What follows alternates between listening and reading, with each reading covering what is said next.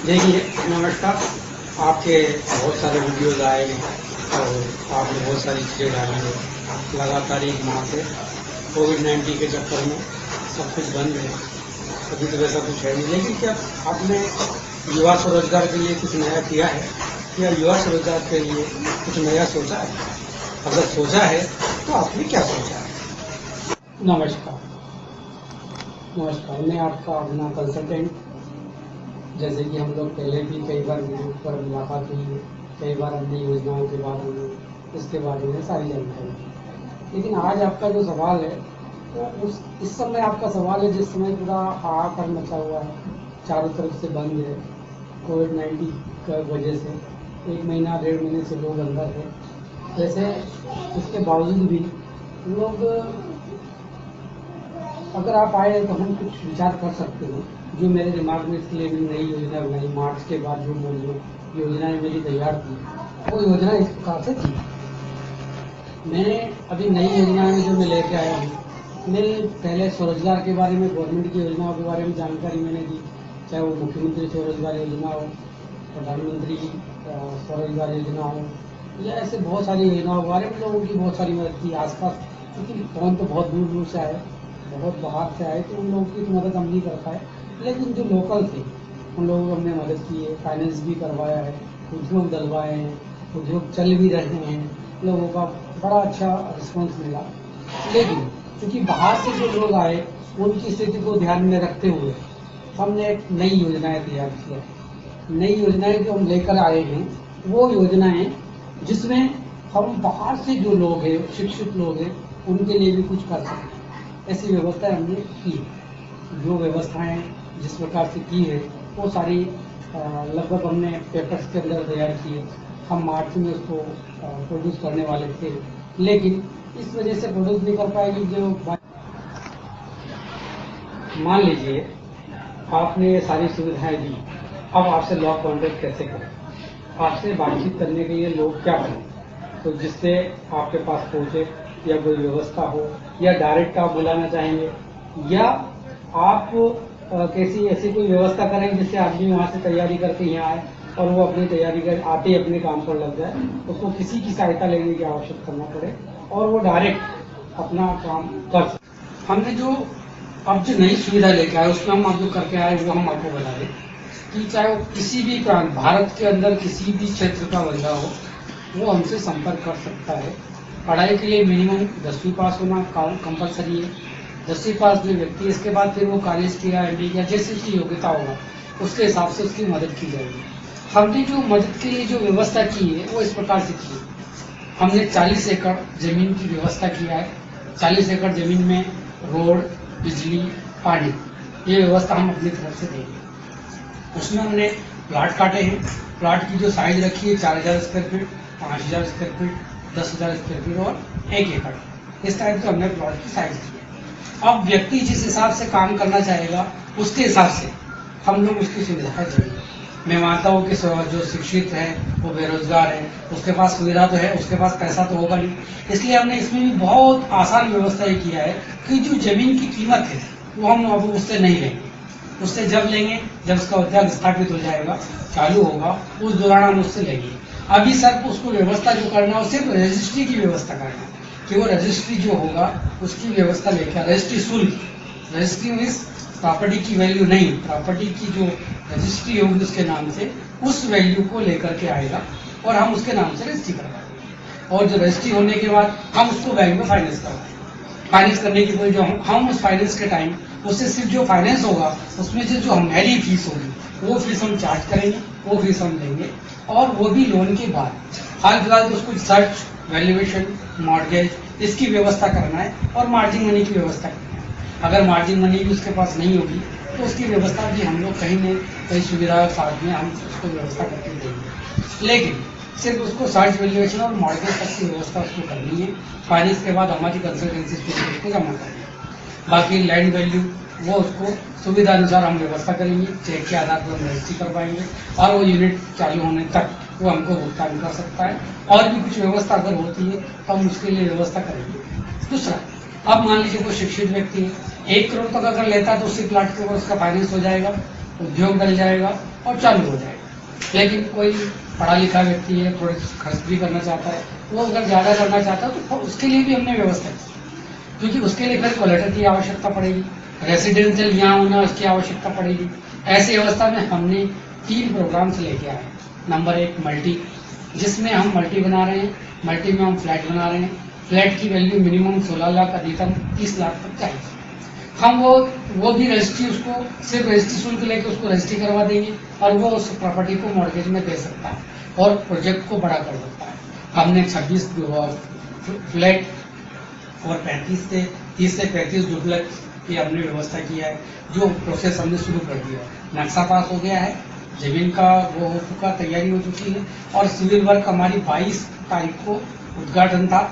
क्योंकि नवरात्रि चालू हो रही थी, नवरात्रि में पूजा पाठ करके हम डुप्लेक्स का भी काम चालू करवा देते और मल्टी का काम हमारा चालू है। वो उन सब लोगों के नाम रजिस्ट्री करवाते, कोलेटर की व्यवस्था भी हम करके देंगे और एक बड़ा प्रोजेक्ट भी हम फाइनेंस करवा सकते हैं, जिससे वो बड़ा प्रोजेक्ट। ये सारी सुविधाएं अगर देना चाहते हैं तो बेरोजगारी तो बहुत ज़्यादा है।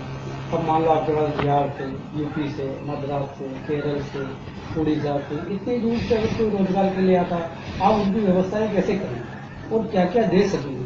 और मान लीजिए क्योंकि वो तो शिक्षित बेरोजगार, ज़्यादातर लोग वो आते हैं जिनके पास पूंजी नहीं होती है, पैसा नहीं होता है, लेकिन उनकी इच्छाएं होती हैं, वो रोजगार करना चाहते हैं, वो कुछ करके दिखाना चाहते हैं, लेकिन उनकी व्यवस्थाएं नहीं होने के कारण वो क्या ऐसा करें कि आप उसकी मदद। हाँ, ये आपका क्वेश्चन भी होगा। इसमें भी हमने एक बहुत बड़ी व्यवस्था की है, जो सबके लिए बड़ी दिक्कत का वो होता है, बहुत बड़ी परेशानी होती है, जिस परेशानी के कारण आदमी उद्योग लगाने में डरता है। अब अगर वो डरता है तो उसके लिए हमने एक बहुत बड़ी व्यवस्था कर दी, जिससे उसको बिल्कुल भी रिस्क नहीं। वो व्यवस्था क्या है? नंबर 1, जब उद्योग उसका चालू हो जाता है तो गवर्नमेंट से जो मिलने वाली सुविधा है, जिसमें 40% तक सब्सिडी है, कैपिटल सब्सिडी, मार्जिन सब्सिडी, ये बहुत सारी सब्सिडी है, वो सब्सिडी भी हम लोग खुद दिलवाएंगे और उस सब्सिडी के आधार पर वो चाहे तो अपना टर्म लोन क्लोज कर सकता है या टर्म लोन की सीमाएं कम कर सकता है, या ज्यादा नहीं तो वो 2 साल तक का इंस्टॉलमेंट भर सके, इतनी गवर्नमेंट उसको सब्सिडी देगा। वो सब्सिडी की व्यवस्था 2 साल में तो आदमी स्टेबल हो जाएगा। सबसे बड़ा ये उसको बेनिफिट होगा। सेकंड बेनिफिट के लिए हमने व्यवस्था करी कि अगर कच्चे माल के लिए जितने उद्योग हम लग, क्योंकि ये हमने फूड पार्क डेवलप कर रहे हैं, इसमें 150 प्रकार के आइटम से 150 प्रकार की इंडस्ट्री को लगा सकता है। अगर 150 प्रकार की इंडस्ट्री को लगा रहता है तो हमने 150 प्रकार के कच्चे माल की व्यवस्था की है।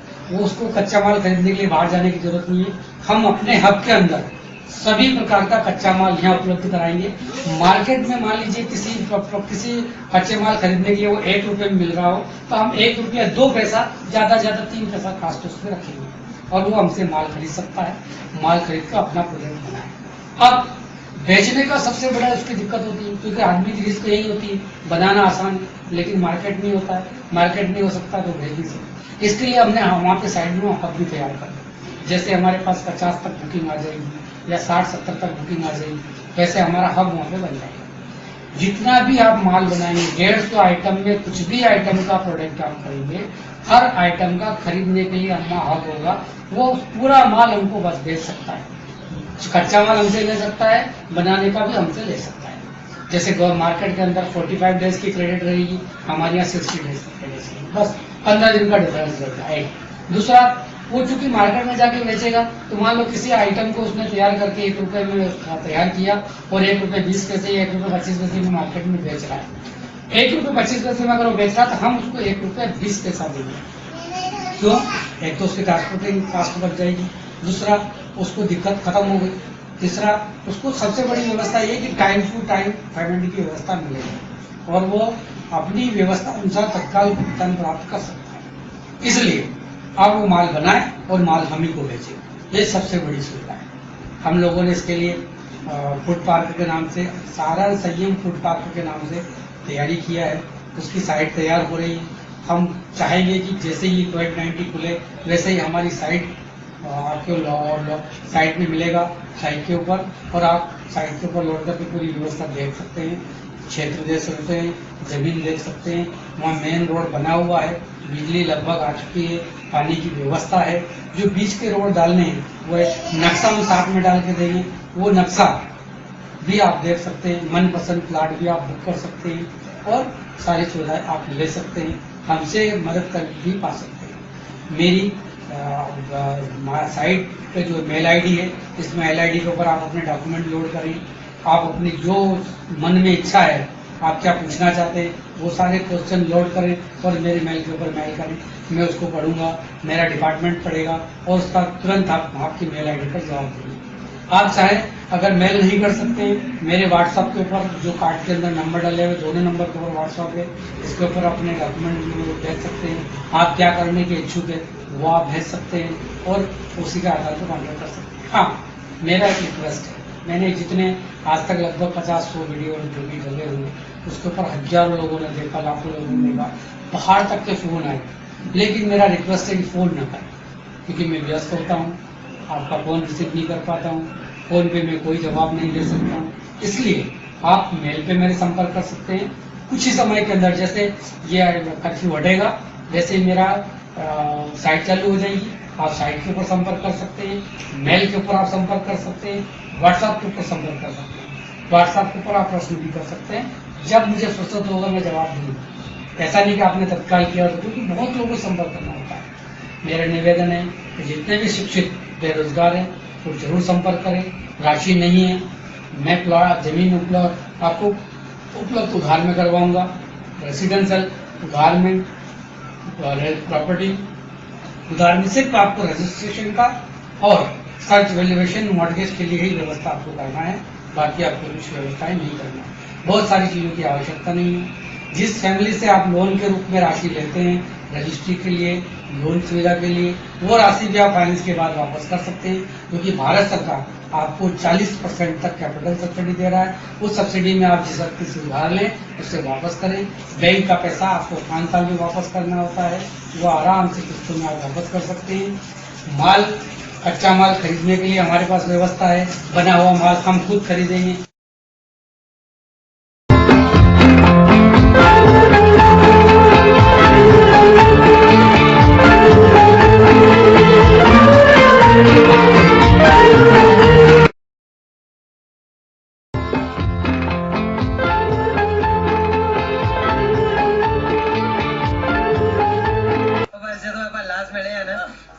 ਉਸ ਤੋਂ ਬਾਅਦ ਜ਼ਰਾ ਮੈਨੂੰ ਕਰੰਟ ਜਿਹਾ ਲੱਗ ਗਿਆ, ਨੰਗੀਆਂ ਤਾਰਾਂ ਨਾਲ ਚਿਪਕ ਗਿਆ ਤੇ ਮੇਰੀ ਯਾਦ ਚਲੀ ਗਈ। ਵੈਸੇ ਸਿਆਣਾ ਪੁੱਤ ਤਾਂ ਨੰਗੀਆਂ ਤਾਰਾਂ ਦੇ ਕੋਲ ਵੀ ਨਹੀਂ ਲੰਘਦਾ।